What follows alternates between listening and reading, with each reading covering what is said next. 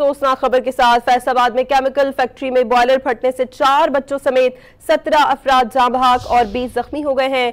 धमाका इतना शदीद था कि फैक्ट्री और करीबी घरों की छतें गिर गई। सानहे के बाद इलाके की फजा सोगवार है। मलिकपुर में वाक़ केमिकल फैक्ट्री में बॉयलर फटने से फैक्ट्री में आग भड़क उठी। धमाके से करीबी 9 घरों की छतें भी गिर गईं। रेस्क्यू टीमों ने फैक्ट्री के मलबे से मजदूरों और करीबी घरों के मलबे से 4 बच्चों और ख़वातीन समेत 17 अफराद की लाशें जबकि 20 अफराद को जख्मी हालत में मलबे से निकालकर अलाइड अस्पताल मुंतकिल कर दिया, जहां 10 की हालत तशवीशनाक बताई जा रही है।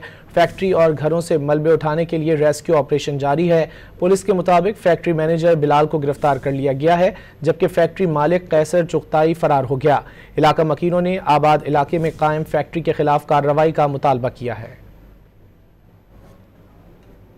सेम फैक्ट्री पिछले 8-10 साल से बनी हुई थी। यहाँ पे हमने बारहा जाकर उनको कहा कि हमारी आंखों में केमिकल डलता है, हमारे बच्चे बीमार होते हैं। इधर की इंतजामिया को पता कि यहाँ पे फैक्ट्रियां गलत लगी हुई है, ये अनलीगल लोग बैठे हुए थे। ये देखिए आज क्या नुकसान होगा कि एक घर में 3-3 जवान बच्चे को बिगते उठा रहे हैं हम लोग, छोटे छोटे बच्चे हम लोग मलबे के नीचे से निकाल रहे हैं। ये लोग अब छुप गए हैं घरों में जाके। इन मालकों को अरेस्ट